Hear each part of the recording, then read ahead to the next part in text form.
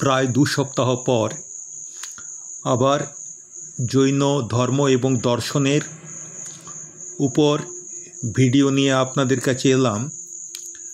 এর আগে আমরা ভগবান মহাবীরের জীবন কাহিনী আলোচনা করেছি এবং সেটা প্রথমে শ্বেতাম্বর মতে এবং তারপর দিগম্বর মতে।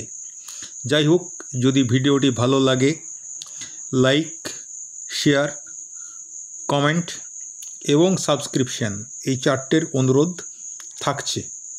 আমরা এর আগে পর্যন্ত পড়েছিলাম জৈন মান্যতা অনুযায়ী তত্ত্ব 2 প্রকার, জীবতত্ত্ব এবং অজীব তত্ত্ব। অজীব তত্ত্ব আবার 5 প্রকার, ধর্ম, অধর্ম, আকাশ, কাল এবং পুদ্গল। তো এর মধ্যে ধর্ম এবং অধর্ম এটা আমরা পড়েছি। সাধারণভাবে ধর্ম বলতে যা বোঝায় জৈন দর্শনে এই জায়গায় কিন্তু ধর্ম বলতে তা বোঝায় না। ধর্ম হচ্ছে গতি সহায় ধর্ম আর স্থিতি সহায় অধর্ম। তো এই বিষয়টা আমার পুরনো ভিডিওতে পেয়ে যাবেন। আজকে আমরা চর্চা করব আকাশ। এই যে ধর্ম এটাও অস্তিকায়, অধর্ম এটাও অস্তিকায় এবং আকাশ এটাও অস্তিকায়। অস্তিকায় কাকে বলে এটা আমার পুরনো ভিডিওতে আছে, একটু কষ্ট করে দেখে নেবেন। তো আকাশ দ্রব্যকে আমরা আকাশ আস্তিকায়ও বলতে পারি। আকাশ আস্তিকায় সংক্ষেপে আকাশ। তো আকাশ কাকে বলবো? আকাশের সংজ্ঞায় যেটা বলা হচ্ছে আকাশস্য অবগাহ।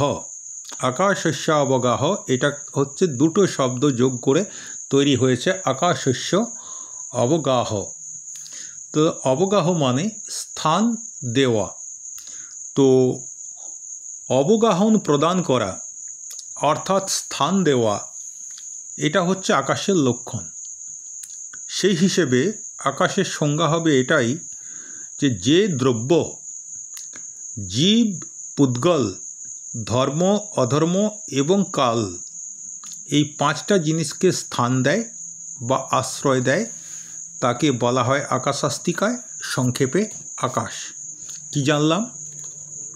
জীব, পুদ্গল, ধর্ম এবং অধর্ম ও কাল এই 5টি দ্রব্যকে যে দ্রব্য স্থান বা আশ্রয় দেয় তাদেরকে বলা হয় আকাশাস্তিকায়।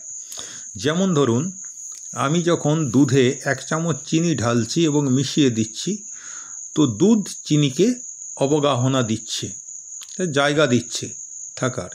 সেক্ষেত্রে আমরা দুধকে আকাশের সঙ্গে তুলনা করতে পারি। অথবা মাটির মধ্যে যদি আমি খুঁটি পুঁতি, তার যে ভিত সেটা যেমন খুঁটিটাকে অবগাহনা দেয়, তেমনি এই আকাশ হচ্ছে সমস্ত দ্রব্যের আধার এবং সব কিছুকেই সে নিজের মধ্যে জায়গা দেয়। তো এটাই হচ্ছে আকাশাস্তিকায় বা আকাশ। আশা করি ধারণাটা পরিষ্কার হয়েছে। আকাশের আবার 2টো ভাগ রয়েছে। আকাশকে আমরা 2 ভাগে ভাগ করতে পারি। এক হচ্ছে লোক আকাশ বা লোকাকাশ, আর এক হচ্ছে অলোক আকাশ বা অলোক আকাশ। তা লোকাকাশ এবং অলোক আকাশ কোন কোন জায়গাটা? তো সেটা আমরা এর আগে যখন আমাদের ত্রিলোকের যে গঠন সেটা পড়েছিলাম, সেইটার সঙ্গে একটু মিলিয়ে নিলেই আমরা বুঝতে পারবো কোনটা লোকাকাশ আর কোনটা অলোকাকাশ। আমরা দেখতে পাচ্ছি যে ত্রিলোকের বাইরেও চারিদিকে একটা ডিম্বাকৃতি আমরা কালো রঙের ছবি দেখতে পাচ্ছি। এটা হচ্ছে পুরোটা আকাশ। তো এর মধ্যে লোকের অংশে যেটা রয়েছে, অর্থাৎ যেখানটায় কালো দেখায়নি, সেইটা হচ্ছে লোক আকাশ। আমাদের যে ঊর্ধ্বলোক, অধোলোক এবং মধ্যলোক, এই 3 লোকের মধ্যে আমরা যে আকাশটাকে দেখি এইটা হচ্ছে লোক আকাশ। আর এই লোকের বাইরে আকাশের যে অংশটা রয়েছে এটা হচ্ছে অলোক আকাশ। এখন ধর্ম, অধর্ম, কাল, পুদ্গল এবং জীব এই 5টি দ্রব্য যে আকাশে অবস্থান করে অর্থাৎ আকাশের যে অংশে অবস্থান করে সেই অংশটাকে আমরা বলছি লোক আকাশ। আর যে আকাশে এই পাঁচটা দ্রব্য নেই, শুধু আকাশই রয়েছে, তো সেটা হচ্ছে অলোক আকাশ। আকাশের ধর্ম অবগাহনা দেয়া। কাকে কাকে অবগাহনা দেবে? ধর্ম, অধর্ম, কাল, পুদ্গল এবং জীব।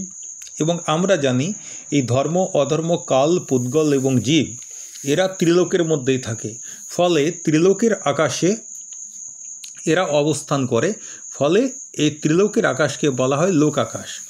আর এর বাইরে যে অংশটা রয়েছে আকাশের, সেখানে এই পাঁচটা দ্রব্য নেই, সেই অংশটাকে বলা হচ্ছে অলোক আকাশ। আমাদের ছবিটার দিকে তাকালে আমরা স্পষ্ট করে লোক আকাশ এবং অলোক আকাশের যে ক্ষেত্রটা সেটা আমরা বুঝতে পারব। তো এই হচ্ছে আমাদের আকাশ। আকাশের বৈশিষ্ট্য কী? আমরা এর আগে যখন ধর্মাস্তিকায় অধর্মাস্তিকায় পড়েছিলাম, তখন আমরা দেখেছিলাম দ্রব্য, ক্ষেত্র, কাল, ভাব এবং গুণ, এই পাঁচটির দিক থেকে বিচার করে আমরা বৈশিষ্ট্যগুলো বর্ণনা করি। তো আকাশের বৈশিষ্ট্য কী? আকাশের বৈশিষ্ট্য যখন দ্রব্যের সাপেক্ষে, মানে আকাশ দ্রব্য হিসেবে কি কেমন, এটা যখন চর্চা করব, তখন আমরা দেখব আকাশ হচ্ছে এক। এর কোনো আমরা আলোচনা করার সুবিধার্থে লোক আকাশ এবং অলোক আকাশ, এই আকাশের দুটো অংশ দেখিয়েছি, কিন্তু এই দুটো বিচ্ছিন্ন কোনো অংশ নয়, এরা এক। সমগ্র আকাশ মিলে এক, অখণ্ড, স্বাধীন এবং নিত্য। আকাশ কারো ওপর নির্ভর করে না এবং এ আগেও ছিল, এখনও আছে, পরেও থাকবে। তাহলে দ্রব্যের সাপেক্ষে আকাশ হচ্ছে এক, অখণ্ড, স্বাধীন এবং নিত্য। ক্ষেত্রের সাপেক্ষে কতটা ক্ষেত্র জুড়ে আছে বা কোন ক্ষেত্রে আছে, তার সাপেক্ষে আমরা যদি দেখি, তাহলে দেখব যে সমগ্র লোক পরিমাণ এবং অলোক পরিমাণ, অর্থাৎ লোকে তো আকাশ আছেই, লোকের বাইরেও আকাশ রয়েছে। একটু আগে আমরা চর্চা করছিলাম লোকাকাশ এবং অলোক আকাশ। তো লোকাকাশের প্রদেশ হচ্ছে অসংখ্য। লোকের অংশে যে আকাশটুকু রয়েছে তার প্রদেশ অর্থাৎ অংশের সংখ্যা হচ্ছে অসংখ্য। আবার বলছি, ভাগ করা যায় না, এটা কল্পনা করে নেওয়া হয়। তো লোকাকাশের প্রদেশ হচ্ছে অসংখ্য এবং অলোক আকাশের প্রদেশের সংখ্যা হচ্ছে অসীম। তাহলে লোকাকাশের প্রদেশের সংখ্যা অসংখ্য এবং অলোক আকাশের প্রদেশের সংখ্যা অসীম, তার কোনো সীমা নেই। এরপর দ্রব্যক্ষেত্রের পর আসছে কালের সাপেক্ষে। কালের সাপেক্ষে এটা দ্রব্যের সাপেক্ষে বলতে গিয়েই একটা কথা বলেছি আমি, সেটা হচ্ছে নিত্য। তো তার মানেই কালের সাপেক্ষেও এটা বোঝা যাচ্ছে এটা অনাদি, অনন্ত এবং শাশ্বত। যেটা বলছিলাম, আগেও ছিল, এখনও আছে, পরেও থাকবে, এর কোনো অন্ত নেই, এর কোনো আদিও নেই, নিত্য, শাশ্বত এবং চিরন্তন। গুণের সাপেক্ষে এ কি কাজ করে, এর গুণটা কি? এর গুণটা হচ্ছে যে অন্যান্য জিনিসকে জায়গা দেওয়া, অর্থাৎ ধর্ম, অধর্ম, জীব, পুদ্গল এদেরকে যে জায়গা দেয়, এটাই হচ্ছে এর হচ্ছে গুণ। তাহলে আকাশের আমরা পাঁচটা বৈশিষ্ট্য পেলাম। কালের সাপেক্ষে অনাদি, অনন্ত এবং শাশ্বত, যেমন বললাম। তার আগে বলেছি দ্রব্যের সাপেক্ষে এক, অখণ্ড, স্বতন্ত্র এবং নিত্য। ক্ষেত্রের সাপেক্ষে সম্পূর্ণ লোক প্রমাণ এবং অলোক প্রমাণ। কালের সাপেক্ষে তো বললাম অনাদি, অনন্ত এবং শাশ্বত। আর ভাবের সাপেক্ষে, এটা বলতে বাকি রয়ে গেছিল, ভাবের সাপেক্ষে হচ্ছে অমূর্ত, অচেতন এবং নিজে থেকে গতিশীল নয়। অমূর্ত মানে একে দেখা যায় না, এর রূপ, রস, গন্ধ, স্পর্শ কিচ্ছু নেই। অচেতন মানে অজীব তত্ত্ব মানেই তো অচেতন, চেতনা তো জীবের লক্ষণ। সেই হিসেবে আকাশ যেহেতু অজীব, তাই এটা অচেতন এবং এ নিজে থেকে গতিশীল নয়। তাহলে দ্রব্য, ক্ষেত্র, কাল, ভাব এবং গুণের সাপেক্ষে আকাশের বৈশিষ্ট্য আমরা জানলাম। তাহলে আকাশাস্তিকায় আমাদের হয়ে গেল। এরপর যেটা রইল অজীব তত্ত্ব আরেকটা, সেটা হচ্ছে কাল। কালটা করার পরে আমাদের আরেকটা রয়ে যাবে অজীব তত্ত্ব, সেটা হচ্ছে পুদ্গল। তো কাল কাকে বলবো? কাল আমরা ইংরেজিতে যেটাকে বলে টাইম। কালের সংজ্ঞা হচ্ছে বর্তনা লক্ষণো কালো। লক্ষণো শব্দটা একটু নজর দেবেন ভালো করে। আমরা যেটা বাংলায় লক্ষণ বলি, ল কয় মূর্ধন্য মূর্ধন্য, বা সংস্কৃতে লক্ষণ বলি, এটা সেরকম নয়। লক্ষণো এই শব্দটা প্রাকৃত শব্দ। তো বর্তনা লক্ষণো কালো, অর্থাৎ বর্তনাই হচ্ছে কালের লক্ষণ। তাহলে বর্তনা মানে কি? আপনাদের এই পরিবর্তন কথাটা যদি একটু মনে করেন তাহলে বুঝতে পারবেন, পরিযুক্ত বর্তন, সেই পরিটা বাদ দিয়ে বর্তন কথাটা শুধু নেওয়া হয়েছে, বর্তনা। তো পরিবর্তন মানে আপনারা জানেন, বর্তন মানেও অনেকটা তাই। তো সেখানে বর্তনা মানে হচ্ছে পরিবর্তনের নিমিত্ত হওয়া, পরিবর্তনের যেটা নিমিত্ত কারণ, সেটাই হচ্ছে বর্তনা। এখন কারণ তার যে বাংলা, সেটাকেই তো আমরা জানি নিমিত্ত। তাহলে আমি নিমিত্ত কারণ কেন বলছি, এটা আমি পরে আসব। কারণ জৈন দর্শনে কারণের দুটো ভাগ আছে, একটা হচ্ছে নিমিত্ত কারণ আর একটা অপাদান কারণ। তো এখানে পরিবর্তনের নিমিত্ত হওয়াকে বলা হয় বর্তনা। আর আমরা বললাম বর্তনা লক্ষণ কালো। তো সেক্ষেত্রে তাহলে মানেটা কি দাঁড়াচ্ছে? যে দ্রব্য অন্য দ্রব্যের পরিবর্তনের নিমিত্ত কারণ হয়। এবার পরিবর্তন আর পরিণতি বা পরিণমন এই দুটো একই অর্থে ব্যবহার হয়। এখানে যে দ্রব্য অন্যান্য দ্রব্যের পরিণতিতে নিমিত্ত কারণ হয়, সেটাই হচ্ছে কাল। অর্থাৎ যা নতুনকে পুরনো করে এবং পুরনোর বিনাশ করে, তাকে বলা হয় কাল। একটা উদাহরণ দিতে পারি, যে আমরা যখন মাতৃগর্ভ থেকে জন্ম নিই, তারপরে ধীরে ধীরে ধীরে ধীরে বড় হই। একটা সময় বালক হই, তারপর কিশোর হই, তারপরে যুবক হই। এরপর এগুলো সবই তো আমার আস্তে আস্তে এক এক রকমের পরিণমন হচ্ছে। আর হতে হতে যখন যৌবন শেষ হয়ে আসে, তখন আমার শরীর এবং মনের মধ্যে কিছু ক্ষয় হয়।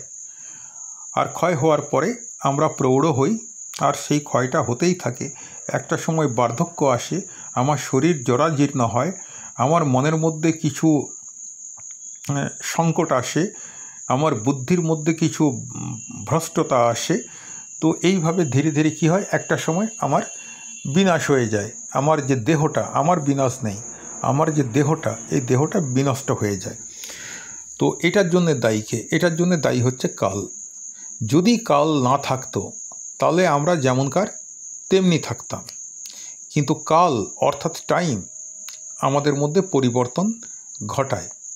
তো এবার নিশ্চয়ই বুঝতে আর কোনো সমস্যা হচ্ছে না যে কাল নতুনকে পুরনো করে এবং পুরনোকে বিনষ্ট করে।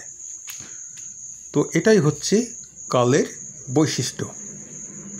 এখন জীব এবং পুদ্গলে আর একটু ভালো করে ব্যাখ্যা করে যদি বলা হয়, জীব এবং পুদ্গলে সময়ে সময়ে যে জীর্ণতা সৃষ্টি হয় এবং যেসব ভিন্ন ভিন্ন অবস্থায় তারা প্রতীয়মান হয়, তা কালদ্রব্যের সাহায্য ছাড়া সম্ভব নয়।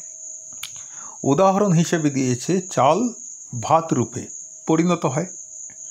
এখন আমি যতই চালে জল দিই আর আগুন দিই, যদি সময় এক জায়গায় থেমে থাকতো, তাহলে কখনোই চালটা ভাতে পরিণত হতো না। কাঁচা আমের সবে গুটি ধরেছে, আমরা কিছুদিন পর সেটাকে পাকা আমের রূপে পাচ্ছি। দায়ীকে? এটা করছে কে? এটা করছে কাল বা টাইম। তো চাল ভাতের রূপে, কাঁচা আম পাকা আমের রূপে, শৈশব যৌবন এবং বার্ধক্যের রূপে, নতুন বস্তু পুরনো বস্তুতে এই যে রূপান্তর ঘটে, এই সমস্ত প্রক্রিয়া এগুলো কালের কারণেই ঘটে। তো কালকে আবার আমরা জৈন শাস্ত্র অনুযায়ী দুভাগ করব, তার আগে বলে নিই যে এটাও আপনারা নিশ্চয়ই বুঝতে পারছেন যে আয়ুর পরিমাপ এবং ছোট বড় ইত্যাদির ব্যবহারও কালের দ্বারাই নির্ধারিত হয়। আমি আগে এসেছি পৃথিবীতে, আমার উপরে কালের প্রভাব বেশি পড়েছে, আর আমার ভাই এসেছে আমার 2 বছর পরে পৃথিবীতে, তার উপরে 2 বছর কম কালের প্রভাবটা পড়েছে। তো স্বাভাবিক কারণেই আমি বড়, সে ছোট। আর আয়ুর যে আমরা পরিমাপ করি সেটাও তো কাল দিয়েই পরিমাপ করি, এত বছর বা এত শতাব্দী।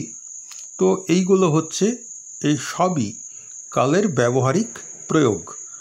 আয়ুর পরিমাপ এবং ছোট বড় ইত্যাদির ব্যবহারও কালের দ্বারাই নির্ধারিত হয়। এরপর আমি যেটা বলতে চাইছিলাম যে কালের 2টো বিভাগ রয়েছে, মানে কালকে আমরা 2 ভাগে বিচার করতে পারি। কালের 2টো বিভাগ মানে 2 রকম কাল নয়, কালকে আমরা 2 রকম দৃষ্টিভঙ্গিতে বিচার করতে পারি। তো সেই 2 রকম দৃষ্টিভঙ্গি কী কী? এক হচ্ছে নিশ্চয়কাল, আর একটা হচ্ছে ব্যবহারকাল। তো নিশ্চয়কাল আর ব্যবহারকাল, কখন বলবো নিশ্চয়কাল আর কখন কালকে বলবো ব্যবহারকাল? যার মধ্যে দ্রব্যে, ওই যে বললাম জীব এবং পুদ্গল, বিভিন্ন রকমের জীব আর সেই অনুযায়ী পুদ্গল, যার মাধ্যমে ওই যে জীব এবং পুদ্গল ইত্যাদি দ্রব্যে বর্তনা অর্থাৎ পরিণমন ঘটে, ম্যাচুরিটি আসে, এটাকে আরেকটুকু যদি বিস্তৃত করি তাহলে পরিবর্তন আসে, তাকে আমরা নিশ্চয়কাল বলি। যার মধ্যে বর্তনা অর্থাৎ পরিণমন ঘটে বা পরিবর্তন ঘটে, তাকে নিশ্চয়কাল বলা হয়। একে আমরা কোনোভাবেই ভাগ করতে পারি না। আর এরপর হচ্ছে ব্যবহারকাল। ব্যবহারকালটাকে আমরা কতগুলো এককে, আমরা আমাদের সুবিধার্থে কতগুলো এককে ভাগ করে নিয়েছি, যেটা পরে আমরা দেখব। তো ব্যবহারকাল কখন বলবো না, যার মাধ্যমে জীব এবং পুদ্গলে নতুন পুরনো, ছোট বড় ইত্যাদি ব্যবহারগত পরিবর্তন দেখা যায়। তাহলে আমরা বলছি আমার এই বইটা নতুন, আর 1 বছর আগে যে বইটা কিনেছি সেই বইটা হচ্ছে পুরনো। তো এই যে নতুন পুরনো, এই যে ব্যবহারিক যে আমরা সংজ্ঞাটা দিচ্ছি, কিসের সাপেক্ষে দিচ্ছি? কালের সাপেক্ষে দিচ্ছি। কারণ এই বইটা আমার কাছে আসার পর 1টা বছর পুরো সে কালের দ্বারা প্রভাবিত হয়েছে, তার মধ্যে কালের প্রভাবে কিছু পরিবর্তন হয়েছে। আর এই যে আজকে যে বইটা কিনলাম সেটা কিন্তু এই সবে 1টা দিনই অতিক্রম করেছে। ফলে আমরা এই যে নতুন পুরনো, ছোট বড় এই জিনিসগুলো দেখতে পাচ্ছি, এই যে যার মাধ্যমে এই পরিবর্তনগুলো দেখা যায়, তাকে বলা হয় ব্যবহারকাল। আবার আমি আপনাদেরকে মনে করিয়ে দিচ্ছি, নিশ্চয়কাল আর ব্যবহারকাল 2টো আলাদা কাল নয়। আমরা আমাদের বোঝার সুবিধার্থে কালকে কখনো নিশ্চয়কাল হিসেবে আমরা সংজ্ঞায়িত করি, কখনো ব্যবহারকাল হিসেবে তার প্রয়োগ করি। তো এই যে যেটা ব্যবহারিক হিসেবে প্রয়োগ করি, তো এই ব্যবহারিক হিসেবে প্রয়োগ করার জন্যে কালের কতকগুলো একক আমাদেরকে তৈরি করতে হয়েছে, যেটা আপনারা দেখেছেন আমাদের আধুনিক কালে আমরা এটাকে সেকেন্ড, মিনিট, ঘন্টা, তারপরে দিন, সপ্তাহ, মাস ইত্যাদি এইভাবে আমরা কালের কতগুলো একক তৈরি করেছি। তো সেই রকম জৈন শাস্ত্রে কালের এরকম অনেকগুলো একক তৈরি করা আছে, যেগুলো বিভিন্ন সময় বিভিন্ন বস্তুর বয়স বা সময়ের তারতম্য বোঝানোর জন্যে আমরা ব্যবহার করি। তো এটা একদম অতি ক্ষুদ্র থেকে শুরু করে অনেক বড় একক আমাদের এই কালের আছে। তো এর মধ্যে কয়েকটা উদাহরণ দিচ্ছি। সময়, আবলিকা, ঘড়ি, মাস, বছর ইত্যাদি সমস্ত কিছুই ব্যবহার কালের রূপ। ঘড়ি মানে হাতে পরার ঘড়ি নয়, ঘড়ি হচ্ছে সময়ের একটা একক। এই ব্যবহার কালকে 2.5 দ্বীপ পরিমাণ বলা হয়, কেননা এগুলি, এই যে 2.5 দ্বীপ, যেগুলো আমরা এর আগে জৈন ভূগোল পড়তে গিয়ে দেখেছিলাম, যে আড়াইটা দ্বীপ, যে আড়াইটি দ্বীপের মধ্যেই মাত্র মানুষের বসবাস আছে। আর মানুষই তো এই নিশ্চয়কালকে ব্যবহারকাল রূপে ব্যবহার করে। এই যে সময়ের একক, এগুলো তো মানুষই আবিষ্কার করেছে। ফলে যেসব জায়গায় মানুষ বসবাস করে, অর্থাৎ আড়াই দ্বীপের মধ্যেই ব্যবহারকাল হয়। আর আড়াই দ্বীপের বাইরে কালের স্বরূপ হচ্ছে নিশ্চয়কাল। তো আশা করি আমি এই জায়গাটা একটু স্পষ্ট করতে সমর্থ হয়েছি যে ব্যবহারকাল এবং নিশ্চয়কাল কোনো আলাদা কোনো বিষয় নয়। আমরা আমাদের সুবিধার্থে নিশ্চয়কালকে ব্যবহারিক রূপে যেভাবে প্রয়োগ করি সেটাকেই বলা হয় ব্যবহারকাল। তো কয়েকটা একক দেওয়ার আগে আমি কালের প্রকৃতি সম্বন্ধে একটু আলোচনা করে নিতে চাইছি। তো সেই দ্রব্য, ক্ষেত্র, কাল, ভাব এবং গুণ, এই পাঁচটা দৃষ্টিভঙ্গি থেকে আমরা আলোচনা করব। তো দ্রব্যের সাপেক্ষে কাল হচ্ছে অসীম, কালের কোনো সীমা বা পরিসীমা নেই। ক্ষেত্রের সাপেক্ষে নিশ্চয়কাল হচ্ছে পুরো লোকব্যাপী, আর ব্যবহারকাল হচ্ছে শুধুমাত্র আড়াই দ্বীপ পরিমাণ। এই আড়াই দ্বীপ অংশটুকুতেই ব্যবহারকালের প্রয়োগ হয়। আর গুণের সাপেক্ষে এর গুণ হচ্ছে বর্তনা মানে যেটা আগেই বললাম, কোনো বস্তুর মধ্যে পরিণামন বা পরিবর্তন ঘটানো। তাহলে আমরা দ্রব্য, ক্ষেত্র, কাল, ভাব এর সাপেক্ষে আমরা কালকে আলোচনা করলাম। যেটা এর মধ্যে ভাবটা লেখা রয়েছে, কিন্তু আমি বলতে ভুলে গেছিলাম, ভাবও কিন্তু ভাবের সাপেক্ষেও কাল কিন্তু অমূর্ত এবং অচেতন। কালেরও রূপ, রস, গন্ধ, স্পর্শ, স্বাদ এসব কিচ্ছু নেই। আর যেহেতু অজীব তত্ত্ব, তাই এর মধ্যে চেতনাও নেই। অতএব ভাবের সাপেক্ষে কাল হচ্ছে অমূর্ত এবং অচেতন। এইবার কাল দ্রব্যের যে স্বরূপটা আমরা জানলাম, আমরা এবার ব্যবহার করি কিভাবে, যেটা ব্যবহার কাল, সেই সম্বন্ধে আমরা ছোট্ট একটু চর্চা করে নেব। কালের ক্ষুদ্রতম একক হচ্ছে সময়। যেটা টাইম মানে সময় যে বলা হচ্ছে, এই অর্থে এটা কিন্তু নয়। টাইম মানে কাল, আর সেই টাইমের একটা ইউনিট হচ্ছে সময়। তো সময় মানে কতটা পরিমাণ টাইম, কতটা পরিমাণ কাল।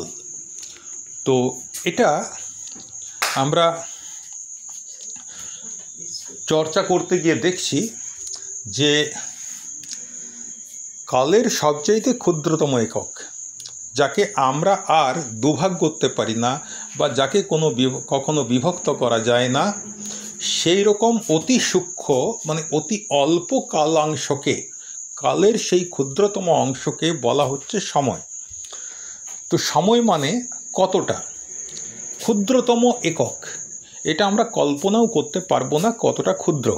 কিন্তু জৈন আচার্যরা, জৈন গণিতজ্ঞরা এই সময়টার একটা আমরা যাতে আইডিয়া করতে পারি তার একটা উদাহরণ দিয়েছেন।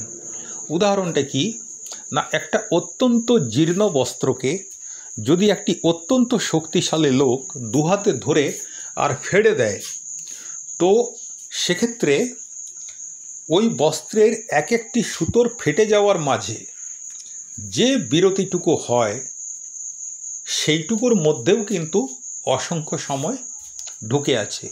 অর্থাৎ একটা জীর্ণ বস্ত্রকে যখন একটা শক্তিশালী লোক ফেড়ে দিচ্ছে, তো একটা সুতো থেকে দ্বিতীয় সুতো ফাড়ার মধ্যবর্তী যে সময়টুকু, সেই সময়টুকুর মধ্যেও অনেকটা সময় একক রয়েছে। মানে অনেকগুলো সময় কেটে যায়। অনেকগুলো মানে কতগুলো, সেগুলো হচ্ছে অসংখ্য, যা আমরা সংখ্যা দিয়ে সেটাকে প্রকাশ করতে পারবো না। তাহলে বোঝাই যাচ্ছে যে সময় কালের কতটা ক্ষুদ্র একক। এই অতি সূক্ষ্ম যে একক, সেইটা হচ্ছে সময়। আর অসংখ্য সময় মিলে হচ্ছে এক আবলিকা। 256 আবলিকা মিলে হয় এক ক্ষুল্লক ভব। এটা হিন্দিতে ক্ষুল্লক ভব বলে, সংস্কৃতে ক্ষুল্লক ভব বলে, আর বাংলায় বলছি ক্ষুল্লক ভব। তাহলে অসংখ্য সময় মিলে হচ্ছে এক আবলিকা, 256 আবলিকায় হচ্ছে এক ক্ষুল্লক ভব। আর ক্ষুল্লক ভব পরিমাণটা কতটা না, যার মধ্যে নিগত জীব তার একটা জন্ম মৃত্যু চক্র সম্পূর্ণ করে ফেলে। এই নিগত জীবটা কি, এটা জীবতত্ত্ব যখন আরও ভালো করে পড়ব তখন আমরা নিগত জীব সম্বন্ধে জানতে পারব। তো মানে অত্যন্ত অল্প সময়, কতটা অল্প সময় এটা এর পরেরটা যখন দেখছি আমরা যে 17-র অধিক ক্ষুল্লক ভব সমান এক শ্বাসোচ্ছ্বাস। আমরা সাধারণভাবে একবার প্রশ্বাস নিয়ে নিঃশ্বাস ত্যাগ করতে যে সময়টুকুনি, তাতে 17টা মানে 17 ক্ষুল্লক ভব পরিমাণ সময় তার মধ্যে ব্যয় হয়, অথবা তার চেয়ে বেশি, 17-র অধিক। তাহলে এক শ্বাসোচ্ছ্বাসে 17-র অধিক ক্ষুল্লক ভব থাকে।